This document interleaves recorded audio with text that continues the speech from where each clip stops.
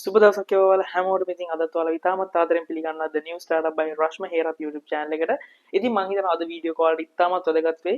ඉතින් මේක මුලින් ඉඳන් අවසාන වෙනකම් බලන්න. ඔයාගේ ව්‍යාපාරේ රෙජිස්ටර් කරන්න කොහොමද කියන එක තමයි අපි මේකෙදි මූලික වශයෙන්ම කතා කරන්නේ. ඉතින් අන්තිම වෙනතෙක් රැඳී ඉන්න ඔයාලට මේකෙන් අනිවාර්යයෙන්ම ප්‍රයෝජනයක් ඇති කියලා මම විශ්වාස කරනවා. මේ තියෙන ඔයාලට අවශ්‍ය කරන ඩොකියුමන්ට් ටික.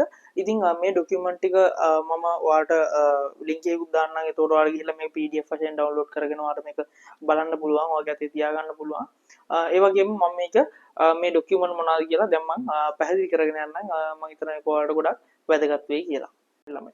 අපි මේකෙදි කතා කරන්න බලාපොරොත්තු වෙන්නේ ඔයාගේ පොඩි ව්‍යාපාරය. නැත්නම් ඔයාගේ පොඩියට පටන් අරන් යන දැනටමත් කරගෙන ඉන්න ව්‍යාපාරය. එහෙම නැත්නම් පටන් ගන්න ඉන්න ව්‍යාපාරය කොහොමද රෙජිස්ටර් කරන්නේ? එහෙම නැත්නම් ලියාපදිංචි කරන්නේ? ලංකාවේ නීතිය යටතේ කොහොමද ඒක ලියාපදිංචි කරන්නේ කියන එක තමයි දැන් කතා කරන්න යන්නේ. ඇත්තටම මේ ලියාපදිංචිය කරන්න ඕන ඇයි කියන එක මම තව වීඩියෝ එකකින් කරන්නම්. ඒක මාරම වැදගත්. ඔයාලා මේ ලියාපදිංචි කරගන්න එක ඉස්සරහට ඔයාලට ගොඩාක් අවස්ථා ජනනය කරගන්න පුළුවන්. නැත්නම් ගොඩාක් අවස්ථා ලබා ගන්න පුළුවන්.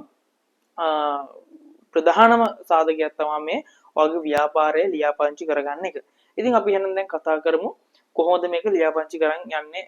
ලියාපදිංචි කරන් යන ක්‍රියාවලිය මොකක්ද කියලා අපි දැන් කතා කරමු. එතකොට ඒකෙදි ඔයාලා පළවෙනියටම කරන්න ඔයාලගේ බිස්නස් එකට බැනර් එකක් හදලා නැත්නම් පොඩි බැනර් එකක් හදාගන්න. ඒක පොඩි හරි ලොකු හරි ප්‍රශ්නයක් නැහැ. ඔයාලා ගිහිල්ලා ඔයාලගේ අතේ තියෙන ගාන අනුව බලලා බැනර් එකක් හදාගන්න. ඒ බැනර් එකක් හදාගෙන ඇවිල්ලා ඔයාගේ බිස්නස් ප්ලේස් එක නැත්නම් ඔයා බිස්නස් එක කරන තැන එක ප්‍රදර්ශනය වෙන පරිදි එක ඔයාලා එක ගන්න. ඊට පස්සේ බැනර් එකෙත් පොඩි ෆොටෝ එකක් අරගෙන ඒක ෆොටෝකොපියක් වගේ ගහලා ඔයා දැන් මේ ඔයා ෆයිල් එකක් අරගෙන මේ මං කියන දේවල් ටික ඔයා තියාගන්න. ඒක ෆයිල් එකක් හදලා. එතකොට ඔයාලට කො ලේසි වෙනවා. එතකොට ඔයා ගන්න ෆයිල් එක ඒ ෆයිල් එකට අරගේ ඔයාගේ බැනර් එකේ ෆොටෝ එකක් ගහලා ඔන්න තියාගන්න. ඊට පස්සේ ඔයා යන ප්‍රාදේශීය ලේකම් කාර්යාලයට එතනින් ඔයා උපන්න සාධකයේ ඔරිජිනල් කොපි එකකුත් ගන්න. ඒකත් වැදගත් වෙයි. ඊට පස්සේ එතන ප්‍රාදේශීය ලේකම් කාර්යාලයේ තියෙනවා ව්‍යාපාර අංශය. එතකොට මේ ව්‍යාපාර අංශය නැත්නම් කුඩා ව්‍යාපාර ඒකකය කියලා කියනවා. ඒකට ගිහිල්ලා කතා කරන්න. ඔයාට මෙහෙම බිස්නස් එකක් පටන් ගන්න යන්නේ නැත්නම් ඔයා බිස්නස් එකක් දැනටම කරන් යනවා. මට මේක රෙජිස්ටර් කරගන්න ඕන. ඒකට අවශ්‍ය ඉල්ලුම් පත්‍රය මට ලබා දෙන්න කියලා. එතකොට ඔයාලා දන්නේ නැති මොනවා හරි තව දෙයක් තියෙනවා නම් එතනින් අහලත් ඒක දැනගන්න පුළුවන්. එයාලා ඒ අවශ්‍ය විදිහට ඔයාව මෙහෙවීම කරයි. ඊට පස්සේ එයාලගෙන් ඉල්ලුම් පත්‍රය ගත්තට පස්සේ ඒකත් අරගෙන අර වගේ උපන්න සාධකයත් අරගෙන ඒකත් ඔයාගේ ෆයිල් එකට දාගන්න.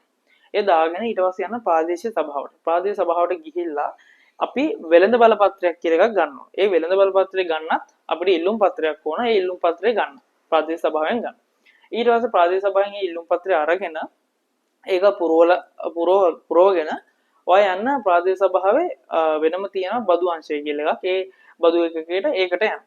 ඒකට ගිහිල්ලා ඒ ඔයාගේ බිස්නස් එකට අදාළව ඔයාගේ බිස්නස් එකේ කැටගරි බලලා ඔයාගේ ඒකෙන් ජෙනරේට් වෙන ආදායම ඒක නෑ දල වශයෙන් ගන්න රෆ්ලි ගන්න. ඒකින්ද බය වෙන්න එපා. මේ ලොකු ගණන් නෙමෙයි. දැන් මගේ ව්‍යාපාරයේ රෙජිස්ටර් කරපු දවස්වල ඒකෙදි මගේ ඒ කියන්නේ ව්‍යාපාර රෙජිස්ටර් කරන්න අවශ්‍ය වෙළඳ බලපත්‍රය ගන්න අවශ්‍ය බද්ද විදියට මං කිව්වේ අවුරුද්දට රුපියල් 1200.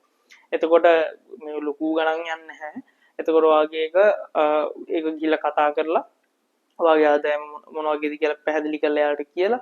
එතකොට ඔයාගේ බිස්නස් එක ගැන පැහැදිලි කරලා කියලා එතකොට එයාලට ඒක බලලා එයාලටත් ඒක අයිඩියා එකක් එයාලගෙන් සපෝට් එක අරගෙන ඔයාගේ ඔය මේ වාර්ෂික බද්ද ගන්න කරගන්න පුළුවන්. ඊට පස්සේ ඒක ගෙව්වට පස්සේ ඔයාලට රිසිට් එකක් දෙනවා. හරිද? ඒ රිසිට් එක තමයි අත්‍තරම ළමයි වෙළඳ බලපත්‍රය කියලා කියන්නේ. ඔන්න ඕකත් අරගෙන අර ෆයිල් එකට දාගන්න. ඔය වෙළඳ බලපත්‍රය. ඊට පස්සේ තව දෙයක්. දැන් ඔයා ගෙදර ආවට පස්සේ ඔයා අනිවාර්යයෙන්ම බලන්න දැන් මේක ඉතාමත් වැදගත්. ඔයාගේ දැන් මේ බිස්නස් එක කරන තැන ඔයාට අයිතියක් නැත්තේ. කියන්නේ ඔයා තාම දැන් අපි තුමා 18කට වැඩි පොඩි ළමයෙක් නම් කියලා. කියන්නේ 18කට වැඩි තරුණ මේ පොඩි ළමයෙක් නේ තරුණ වයසින් ළමයෙක් නම් සමහරලාට ඔයාට ගෙදර ඉඩම අයිති නැති වෙන්න පුළුවන්. තාම අම්මගේ තාත්තගේ නමර වෙන්න ඉඩම නැත්තේ. එහෙම නැත්නම් ඔයාලගේ දෙමාපියෝ දැනටමත් ඒකේ බිස්නස් එකක් මොකක් හරි කරන් යනවා ඇති.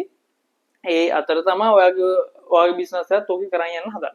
අන්න ඒ වගේ අවස්ථාවක් වුණොත් කියන්නේ දැන් ඔයාගේ නමටම ඉඩම තියෙනවා නම් ප්‍රශ්නයක් නැහැ. නමුත් දැන් ඔයාගේ අම්මට තාත්තට හරි අයිතියක් තාම යාළගේ අයිතිය නම් තියෙන්නේ. සහ මේ යාලා දැනටමත් බිස්නස් එකක් ඕකි කරන් යනවා නම් හරිද?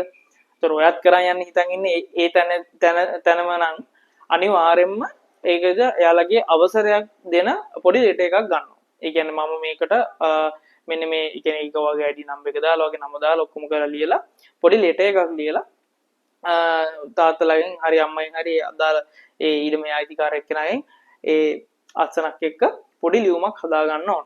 හරිද? ඒ කියන්නේ එයා මේක කරන් යන්න ඔයාට අවසර දෙනවා කියලා. ඊට පස්සේ ඒ කියන්නේ එයාගේ විරුද්ධත්වයක් නැහැ කියන එක තමයි ඒකේ ප්‍රකාශ කරන්න ඕන.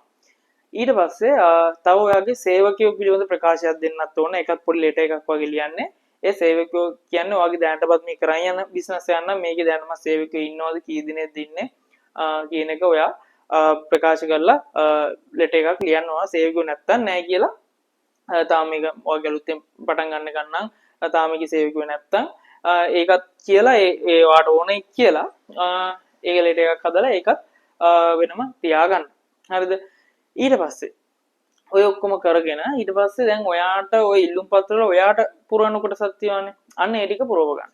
හරිද? ඊට පස්සේ ඔය ඔක්කොම ඩොකියුමන්ට් ටික හදාගෙන යන්න ග්‍රාම සේවකව හම්බෙන්න. ග්‍රාම සේවකව හම්බෙන්න ගියාට පස්සේ එයා ඌව පරීක්ෂා කරලා බලලා එයා අනිවාර්යෙන්ම ඔයාගේ බිස්නස් ප්ලේස් එකට බොහෝ විට එන්න ඕන. ඒක අනිවාර්යෙන් එන්න ඕන. ඇවිල්ලා එයා ඔයාගේ බිස්නස් ප්ලේස් එක බලලා ඔයා කරන නිෂ්පාදනය හරි ඕගෙන එයා අයිඩියා එකක් අරගෙන මේ කියලා තියෙන කතා ඇත්තද කියලා බලන්න තමයි යන්නේ.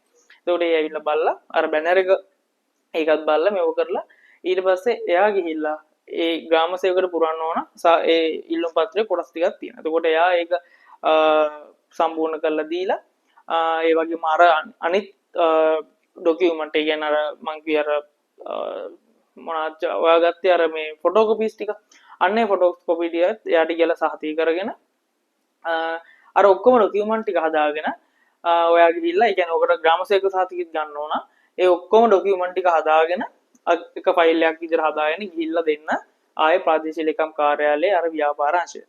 ඊට පස්සේ යාලා ඔක චෙක් කරලා බලලා සාමාන්‍යයෙන් සතියක් වගේ ඇතුළත බොහෝ විට කියන වගේ ඩොකියුමන්ට් වල ඇත්තටම අවුලක් නැත්තම් ඔක්කොම හරියට ක්ලියර්ලි පැහැදිලි කරලා ඔය ඔක්කොම ඔයාලා හරියට හදලා තියෙනවා නම් සාමාන්‍යයෙන් සතියක් වගේ ඇතුළත ඉතාමත් ඉක්මනින් ඔයාලට ඔය ව්‍යාපාරය ලියාපදිංචි කිරීමට අදාළ පුද්ගලික ලියාපදිංචි කිරීමේ සහතිකය ගන්න පුළුවන්. ඉතින් ඒක ලොකු මේ කාලයක් ගොඩාක් යන එකක් නෙමෙයි. ඉක්මනට ගන්න පුළුවන්. ඒ වගේම ඒකට ඒ වෙලාවේ ගාස්තු බඳින්න ඕන. ඒ කියන්නේ දැන් ඔයාලා අන්තිමට ගිහිල්ලා දෙද්දි එතනින් තමයි ඔයාලා ඒකට අවශ්‍ය ගාස්තු බඳින්න ඕන. සාමාන්‍යයෙන් මම මේකට යන ගාණක් කියන්න දැන් 2023 3/10 තමයි මගේ බිස්නස් එක රෙජිස්ටර් කරේ. එතකොට ඒ කාලෙදී සාමාන්‍යයෙන් මම කියන්නේ දැන් ඔයාලට ඔක ළඟයි නම් ප්‍රාදේශීය ලේකම් කාර්යාලයේ ප්‍රාදේශීය සභාව ඔයාලා ඉන්න තැනට ළඟයි නම් ඔයාට යෑමේ මේ ලොකු වියදමක් යන්නේ නැහැනේ. එතකොට ඕක සාමාන්‍යයෙන් අඩු වෙනවා. ඉතින් මම මේ සමස්ත ක්‍රියාවලියටම කියන්නම් සාමාන්‍ය වල රුපියල් 12000ක් වගේ අතේ තියාගත්තා නම් ඒක ගෝවිඩ ප්‍රමාණවත් වේ සමහර ඉතුරුත් යෝගෙන් මම කියන්නේ අර පොඩ්ඩක් ඒ වගේ ප්‍රමාණයක් වෙන් කරගත්තොත් ඔයාට ඕක අර අතේ හදිස්සියට හරි කීයක් හරි තියෙනවනේ. එතකොට සාමාන්‍යයෙන් 12000ක් වගේ බජට් එකක් වෙන් කරගත්තොත් ඔයාට මේ වැඩේ සම්පූර්ණයෙන්ම කරගන්න පුළුවන්. ඉතාමත් ඉක්මනින්. ඉතින් සාමාන්‍යයෙන් ඉතින් ඔයාට දවස් දෙකක් වගේ ඉතින් එහෙට මෙහෙට යන්න වෙයි. ඒ කියන්නේ අර මම කියපු ආයතන වලට. ඉතින් එච්චර තමයි.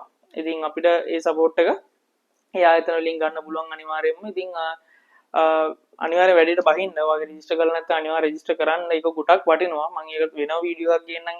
ඇයි මේක රෙජිස්ටර් කරන එකේ මොකක්ද තියෙන වැදගත්කම කියලා. සහ අතර මට ඒකෙන් ලැබිච්ච ප්‍රයෝජන ආයේ කියලා වැඩක් නැහැ. මට ලැබිච්ච අවස්ථා, රජයෙන් ලැබිච්ච අවස්ථා, එතකොට ඒ ආයතන වල ඉන්න ඒ නිලධාරීන් දීපු සපෝට් එක. එතකොට ඒක ලොකු වාසියක් අපිට පුද්ගල ලියාපදිංචි කිරීමේ සහතිකයක්. එහෙම නැත්නම් ඔයාගේ පොඩි බිස්නස් එකක් හරි කමන්න එක රෙජිස්ටර් කරලා තියෙන එක ගොඩක් ලොකු අපිට වාසියක්. ඉතින් අපි ඒ ගැන වෙනම කතා කරමු. ඉතින් මම හිතනවා මේ වීඩියෝ කාඩ ගොඩක් වැදගත් වුණා කියලා. මොකද මේ ගොඩක් අයට ඔය මේ රෙජිස්ටර් කරන එක ප්‍රශ්නයක් තියෙනවා කියලා මම හිතනවා. මේ ඔයාලා ව්‍යවසායකයෝ හරි ඔන්ටර්ප්‍රනර්ස්ලා මේ බිස්නස් කරන්න බලාපොරොත්තු වෙමින් ඉන්න කට්ටිය නම් අනිවාර්යෙන් මේ රෙජිස්ට්‍රේෂන් ප්‍රොසෙස් එක ගැන ඔයාලා දැනගන්න ඕන. ඉතින් ඒකට උදව්වක් වෙන්න තමයි මම මේක කරේ.